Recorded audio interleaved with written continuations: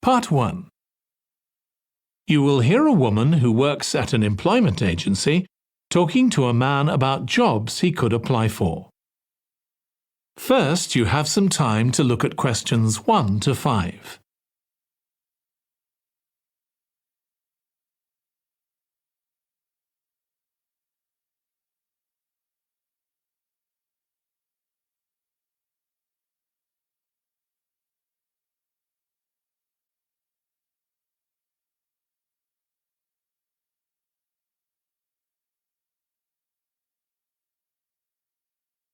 Now listen carefully and answer questions 1 to 5.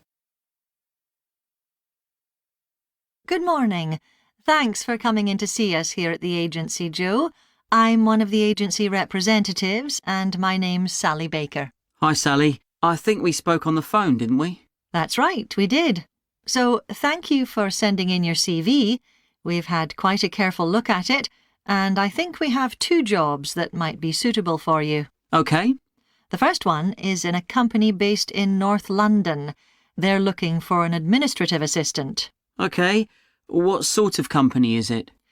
They're called Home Solutions, and they design and make furniture. Oh, I don't know much about that, but it sounds interesting. Yes, well, as I said, they want someone in their office, and looking at your past experience, it does look as if you fit quite a few of the requirements.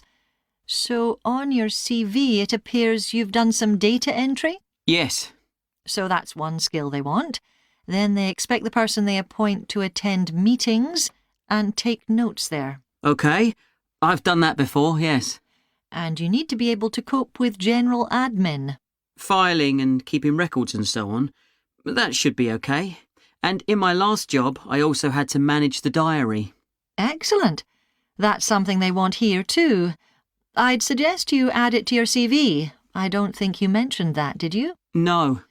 So, as far as the requirements go, they want good computer skills, of course, and they particularly mention spreadsheets. That should be fine. And interpersonal skills, which would be something they'd check with your references. I think that should be OK, yes.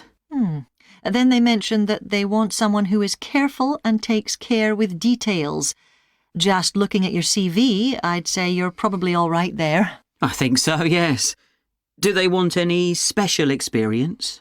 I think they wanted some experience of teleconferencing. Oh, I've got 3 years' experience of that. Let's see. Yes, good. In fact, they're only asking for at least 1 year, so that's great. So is that something that might interest you? It is, yes. The only thing is, you said they were in North London, so it would be quite a long commute for me. OK. Before you hear the rest of the conversation, you have some time to look at questions 6 to 10.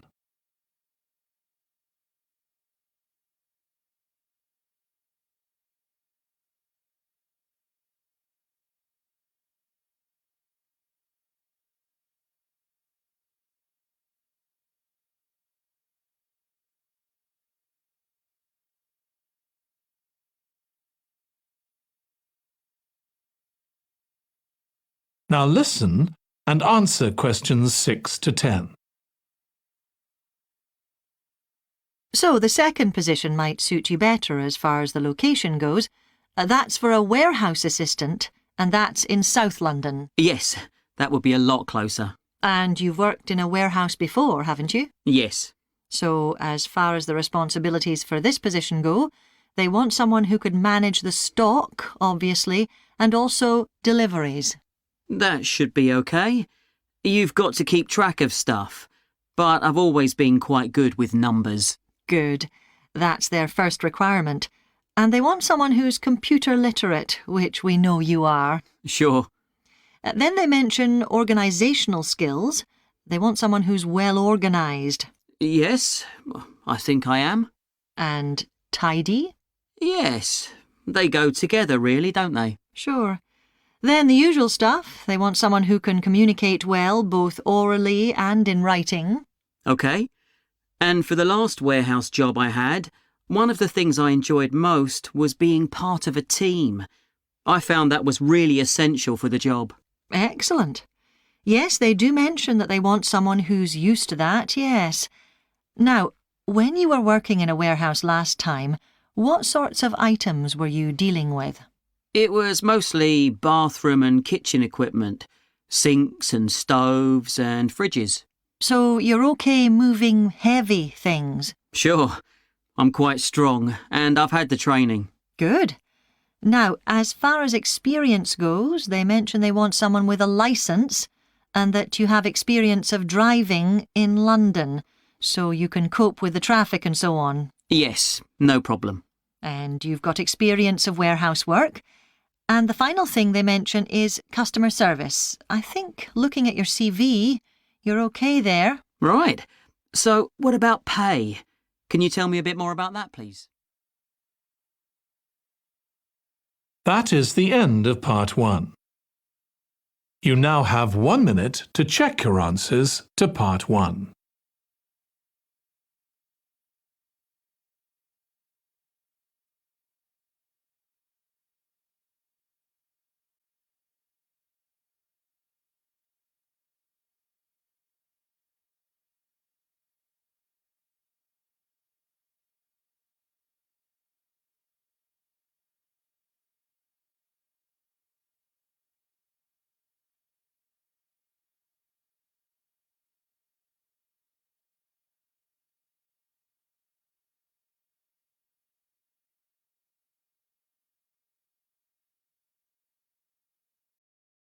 Part 2.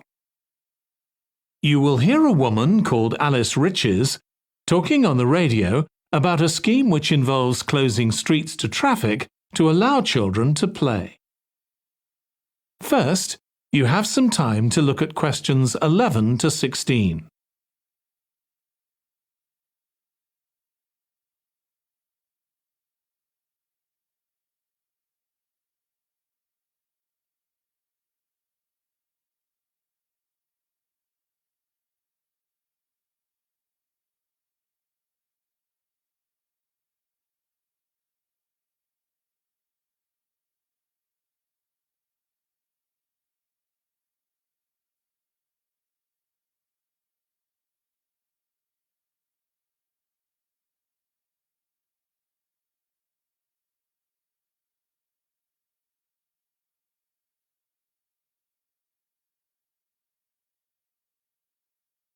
Now listen carefully and answer questions 11 to 16.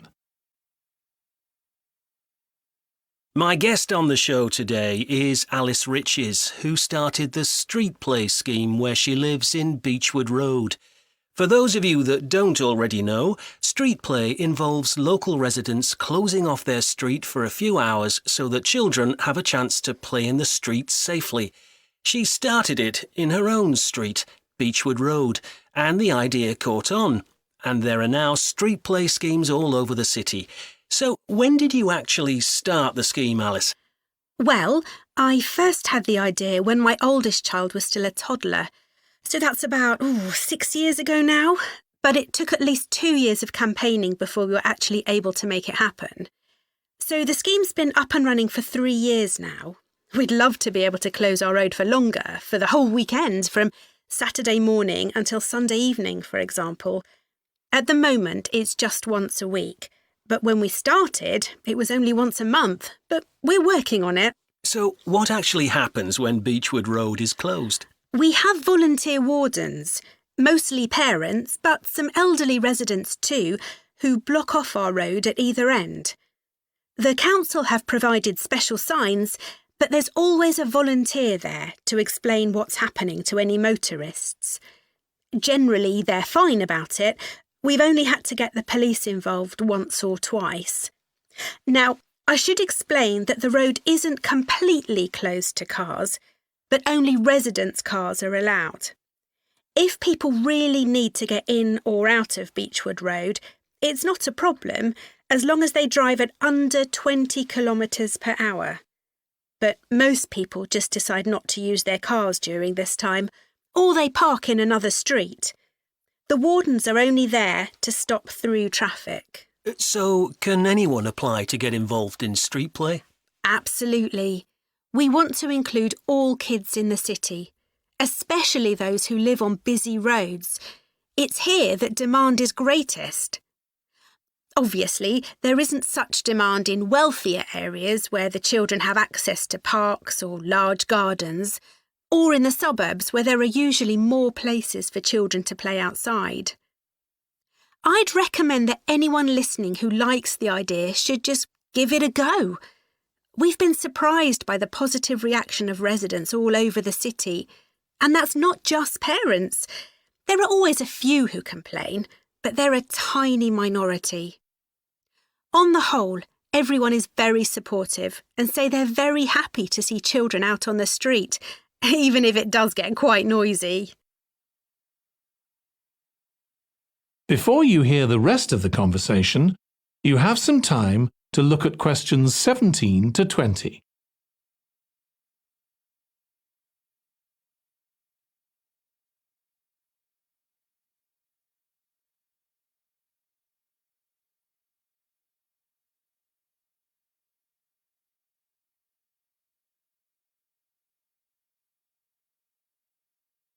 Now listen and answer questions 17 to 20.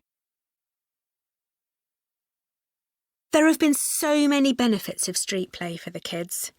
Parents really like the fact that the kids are getting fresh air instead of sitting staring at a computer screen, even if they're not doing anything particularly energetic. And of course, it's great that kids can play with their friends outside without being supervised by their parents. But for me, the biggest advantage is that kids develop confidence in themselves to be outside without their parents. The other really fantastic thing is that children get to know the adults in the street. It's like having a big extended family. It certainly does have a lot of benefits. I want to move on now and ask you about a related project in King Street. Right. Well, this was an experiment I was involved in, where local residents decided to try and reduce the traffic along King Street, which is the busiest main road in our area, by persuading people not to use their cars for one day. We thought about making people pay more for parking, but we decided that would be really unpopular. So instead, we just stopped people from parking on King Street, but left the other car parks open. It was surprising how much of a difference all this made. As we'd predicted, air quality was significantly better. But what I hadn't expected was how much quieter it would be, even with the buses still running. Of course, everyone said they felt safer, but we were actually amazed that sales in the shops went up considerably that day. We thought there'd be fewer people out shopping, not more. That's really interesting. So the fact that the street was... That is the end of part 2. You now have 30 seconds to check your answers to part 2.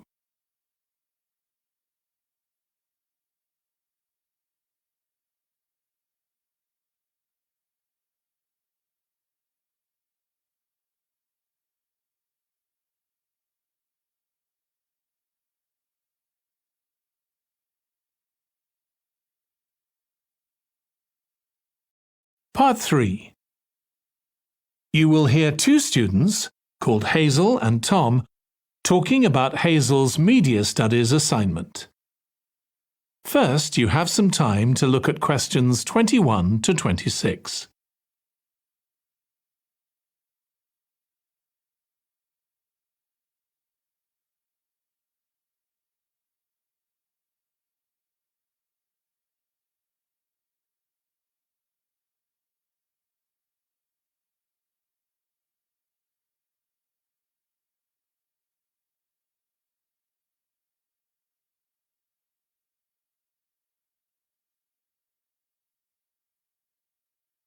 Now listen carefully and answer questions 21 to 26. Tom, could I ask you for some advice, please? Yes, of course. If you think I can help. What's it about? It's my first media studies assignment, and I'm not sure how to go about it. You must have done it last year. Is that the one comparing the coverage of a particular story in a range of newspapers? That's right. Oh, yes. I really enjoyed writing it. So, what sort of things do I need to compare? Well, there are several things. For example, there's the question of which page of the newspaper the item appears on.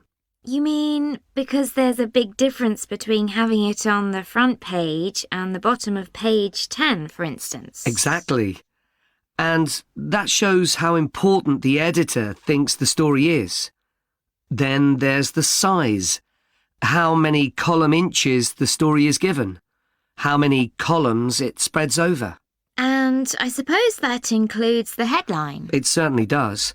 It's all part of attracting the reader's attention. What about graphics? Whether there's anything visual in addition to the text? Yes, you need to consider those too, because they can have a big effect on the reader's understanding of the story. Sometimes a bigger effect than the text itself. Then you'll need to look at how the item is put together. What structure is it given? Bear in mind that not many people read beyond the first paragraph. So what has the journalist put at the beginning? And if, say, there are conflicting opinions about something, does one appear near the end where people probably won't read it? And newspapers sometimes give wrong or misleading information, don't they? Either deliberately or by accident. Should I be looking at that too? Yes, if you can. Compare what's in different versions. And as far as possible, try and work out what's true and what isn't. And that relates to a very important point. What's the writer's purpose? Or at least the most important one, if they have several. It may seem to be to inform the public, but often it's that they want to create fear or controversy, or to make somebody look ridiculous. Gosh, I see what you mean. And I suppose the writer may make assumptions about the reader. That's right. About their knowledge of the subject, their attitudes, and their level of education, which means writing so that the readers understand without feeling patronised. All of that will make a difference to how the story is presented. Before you hear the rest of the discussion, you have some time to look at questions 27 to 30.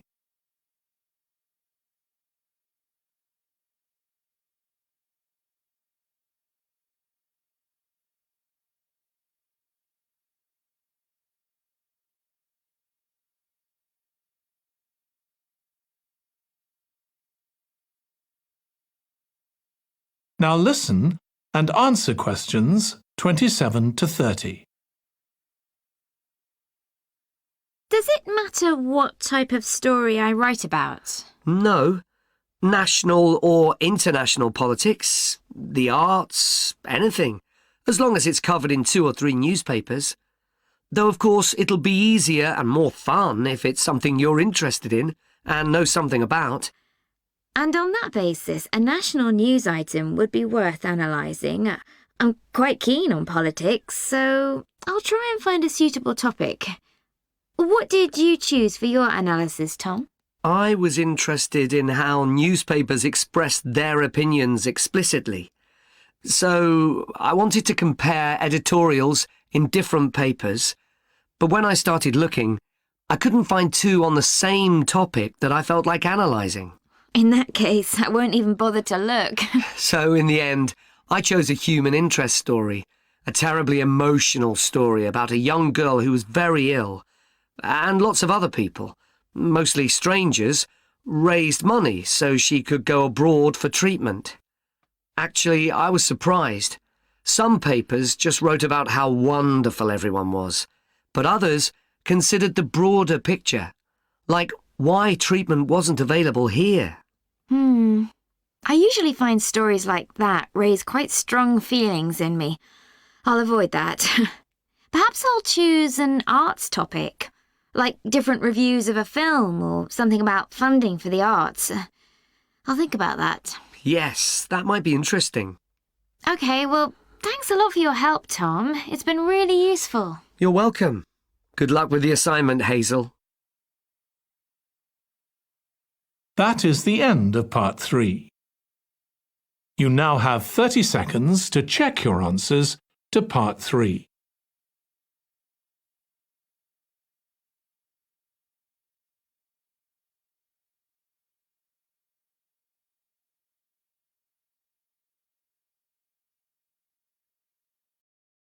Part 4. You will hear part of a lecture on the early history of keeping clean. First, you have some time to look at questions 31 to 40.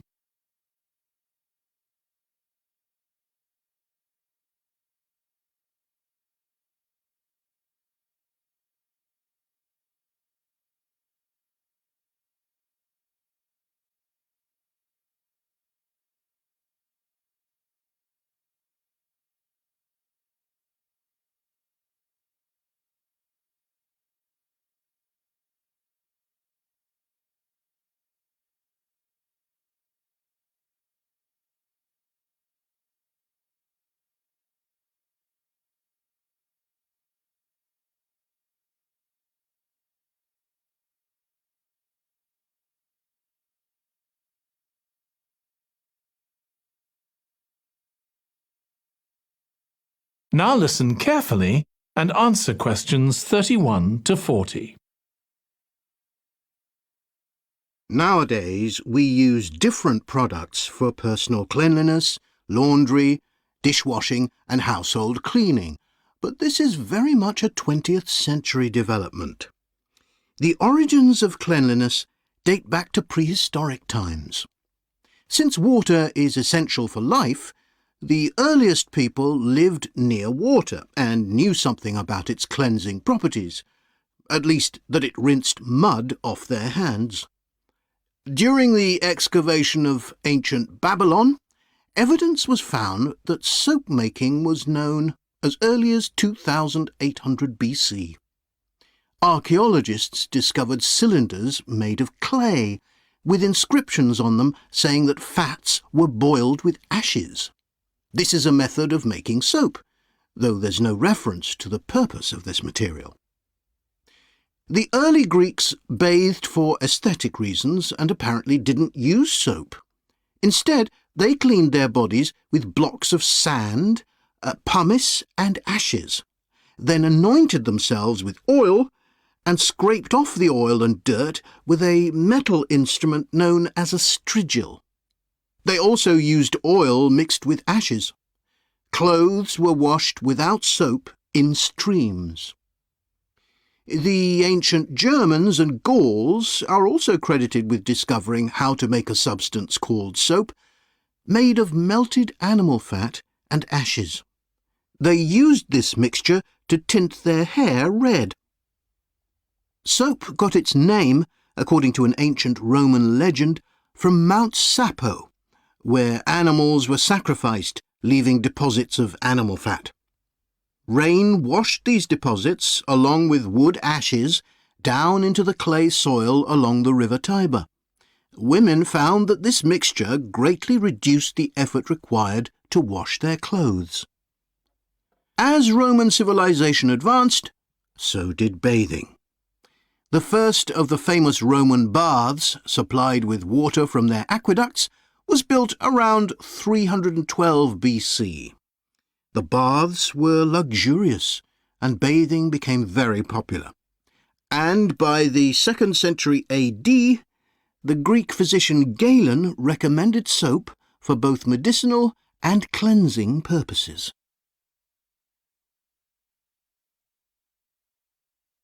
After the fall of Rome in 467 AD and the resulting decline in bathing habits, much of Europe felt the impact of filth on public health.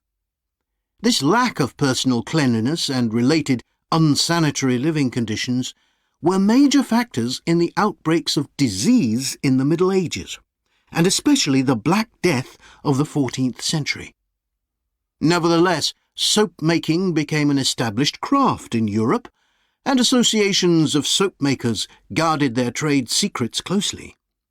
Vegetable and animal oils were used with ashes of plants, along with perfume, apparently for the first time. Gradually, more varieties of soap became available for shaving and shampooing, as well as bathing and laundering. A major step toward large-scale commercial soap making occurred in 1791, when a French chemist, Nicolas Leblanc, patented a process for turning salt into soda ash, or sodium carbonate. Soda ash is the alkali obtained from ashes that combines with fat to form soap. The Leblanc process yielded quantities of good quality, inexpensive soda ash. Modern soap making was born some 20 years later, in the early 19th century, with the discovery by Michel Eugène Chevreul, another French chemist, of the chemical nature and relationship of fats, glycerine and fatty acids. His studies established the basis for both fat and soap chemistry, and soap making became a science. Further developments during the 19th century made it easier and cheaper to manufacture soap. Until the 19th century, soap was regarded as a luxury item and was heavily taxed in several countries. As it became more readily available, it became an everyday necessity, a development that was reinforced when the high tax was removed. Soap was then something ordinary people could afford, and cleanliness standards improved. With this widespread use came the development of milder soaps for bathing and soaps for use in the washing machines that were available to consumers by the turn of the 20th century. That is the end of Part 4. You now have 1 minute to check your answers to Part 4.